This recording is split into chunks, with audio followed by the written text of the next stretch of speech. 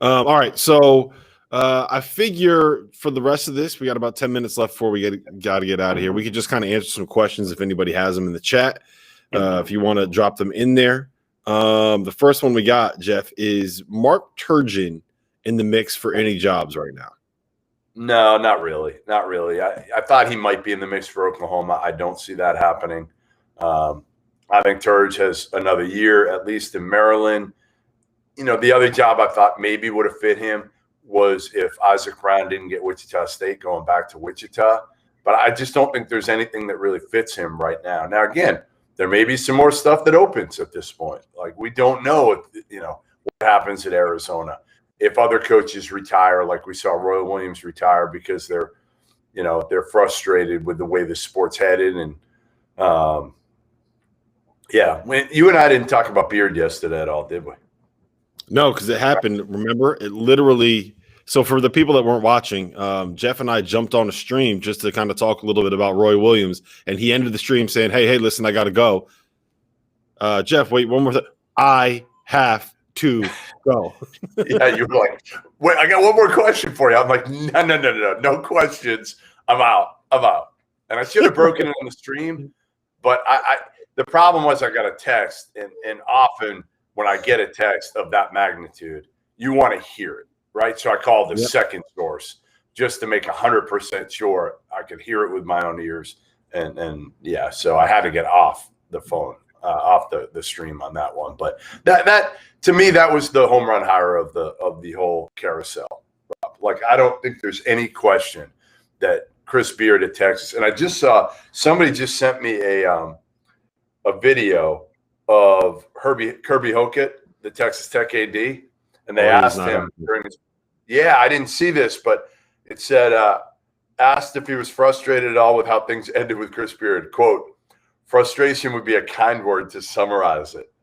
I listen, I get it in some ways. Okay, I understand it in some ways. They gave him the opportunity. He's done an incredible job and had them on the brink of winning a national title in Lubbock.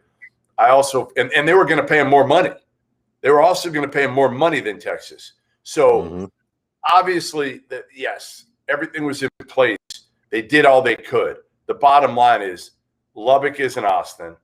Texas Tech isn't Texas. And the other part is he went to school at Texas. That's his alma mater. Like, that does play in a little bit, although I think even if you took that out of the equation, Texas is still a higher upside job. It just is. Yeah. When you have the chance to go oh God. What? Look at the screen. Oh, Jesus Christ. What is this, Hummel? Hummel, don't you have to prepare for the 3-on-3? Seriously, man. Go get your workout in. Go do some Hummel, sit-ups. I might stop by. Not to see Hummel. I have no interest in going to the 3-on-3 to see Robbie. They want me to come on at like 12:15 or 12:45. I was going to do it from my hotel room here. But when I found out that my favorite player in college basketball this year is playing in the 3-on-3, and nobody had told me this until I just saw it. Who is my favorite player in college basketball this year and last year, Dauster? Oh man, you have so many of them. Mac McClung. I do have a lot of them. Huh? Ryan Daly. There you go. He is playing in the 3-on-3. So I may go down to see Ryan Daly because I did not get a chance to see him this season. So Hummel, I might end up seeing you there. Hummel said, "I'm so good I can prepare and hurt myself as the person carrying this network." Okay, Hummel.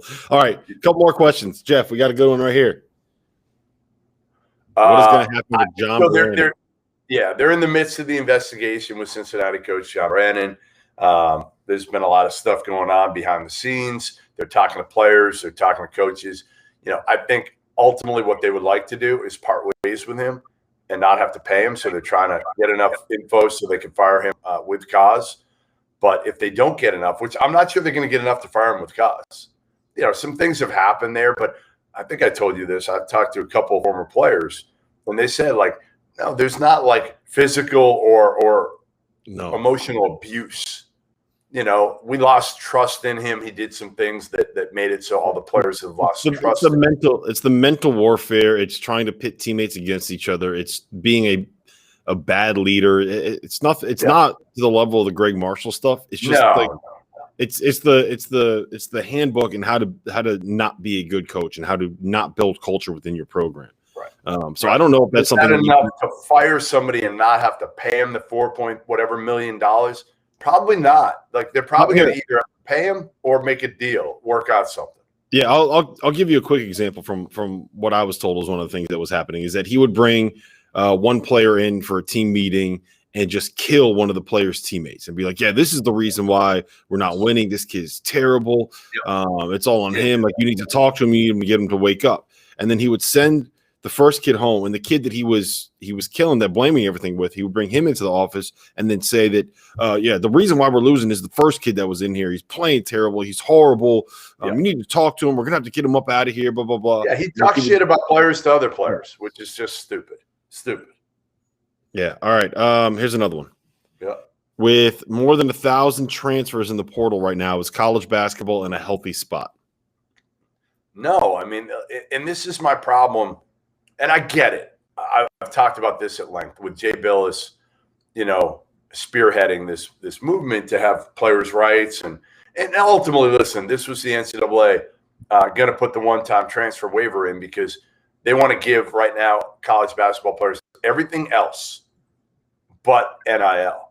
So they're going to say, like, we'll give you everything. Look at what we did. We gave you one-time transfer waiver. We gave you this. We gave you that. But we're going to put guardrails up on NIL. So that's kind of what's going to happen here. But, ultimately, I understand players' rights and the fact that, yes, it's good for the player that they don't have to sit out if they transfer. That's great. It's great for players. It's horrible for college basketball. It's horrible for the quality of the game and the fact that you're going to have next year every team in America is going to have turnover of over 50%. I think fan had told me last night, St. John's has 2 players left right now on their rotation, among their rotation guys, Posh Alexander and one other. But everybody else is either in the portal or Champene's put his name in for the draft. So yeah, I think it's going to be bad for college basketball, good for the kids. Well, you got to find a balance somehow. Matt Painter had the best idea, and they should have done it, which is you can have the one-time transfer, but it can't be after your freshman year. It's got to be after your sophomore or junior year. So I think you're right. I think that there has to be a middle ground somewhere where you don't restrict the players' rights, but you can also make it so that there's an incentive to stay. Maybe it's something like when you open up the NIL, you're allowed to make more money. The school's allowed to pay you if you don't transfer for your second year or something like that. There's got to be a way to be able to do it. I do, however, want to reserve judgment on exactly how bad the transfer thing is until after the season, because there's just so many unique circumstances surrounding this specific year why the number of transfers are going to be higher. One, we're coming off of a brutal season where players weren't able to build that team chemistry. They were isolated. There's going to be a lot of pent up and hurt feelings because of the way things went down. Like it was a shitty year for everybody. And if you don't have a great year at the place that you're at, you're more apt to transfer. So let's wait until we have a normal season to see what kind of impact that transfer market will have. The other part of it is that seniors are allowed to come back. So instead of having freshmen, sophomores, and juniors that are looking to transfer, now you have the seniors that are allowed to transfer an extra season. Yeah. So you have, instead of having 3 classes of players that are trying to transfer, you're adding a whole nother class of players to the transfer pool. So I think that's going to help bump up the numbers too. So before we completely blow up this idea of just having one free transfer, let's wait until we get it coming after a normal season to really kind of evaluate that. So you're right that if it's like this, there has to be a better answer than a free-for-all. There has to be some way where we can create an incentive for players to want to stay without restricting their rights to be able to go, which I think is probably the answer. But I don't think that this is necessarily all right. Here's the last one that I have for you, Jeff, and we're going to get out of here after this because it's something I've heard quite a bit about. There's been a lot of smoke around this name when it comes to North Carolina. Would Mark Few, if he wins the title, be tempted to leave? I got a great column coming on that probably today or tomorrow about the one job, and I'm not going to give it away, the one job that Mark Few was tempted to leave Gonzaga for. Okay, so no, he's not going to Carolina. I tried to explain to people the other day that part of the reason he loves Gonzaga is because he can hop in his car, he can drive 90 minutes, he can go fly fishing in the Rockies, right? And then drive back to campus, go to practice, show up 15 minutes late, and cut off shorts and flip flops, still smelling like fish and river and all that, and be able to do that whenever he wants. He has a 40-hour work week at Gonzaga. How many head coaches at that level have a 40-hour work week? He's not. If he wanted to leave, he could have gotten any blue blood he wanted over the course of the last 20 years. Very true. He's there because the job is a quality of life job for him, as opposed to being a basketball job. And that's it. I think you can make the same argument. Jay Wright isn't going. You try all those guys. If you're Bubba Cunningham, you try them here's the thing. The balance that he's going to face is going to be tough because all those former players want a Carolina guy. And your Jerry Stackhouse thing just isn't going to work because, frankly, from every indication, Stack wanted to be hired by Roy on his staff, and that never happened. So that's Roy's going to have some juice here. Like, Roy's going to be able to say, hey, here are the guys I want. Here are the guys I probably don't want. I think Wes Miller and Hubert Davis are the leaders of the guys in the family. And I think if you're Bubba Cunningham, and he kind of said that to me last night, like, hey, listen, I flat out asked him, I said, hey, are you going to go Carolina guys first? And if you don't find a Carolina guy that you love, then you go to the heavy hitters? And he said, no, not really. Like, that's not what I'm thinking here. I'm going to find the best person. So I think he's going to do both simultaneously. And then he's going to say, if he can get a big boy, then you can go to the former Carolina players and say, hey, here's who we got. Tony Bennett says he'll take it. You guys okay with that? Now, if it falls down to a certain level, and I think that level is like a Chris Holtman, I think the Carolina guys are going to say, like, no, we don't Chris Holtman. We want to keep it in the family unless you can get a Mark Few, a Jay Wright, a Tony Bennett, somebody of that ilk. I'm going to tell Chris Holtman you said that. I'm texting him right now. I'm Jeff said you are not good enough to get the North Carolina job. Jeff said you suck. It's the truth, though. There's a top tier, and those are the Hall of Fame coaches. If you're gonna go outside of the Carolina family, because here's the thing about North Carolina, it might be the best job in all of college basketball.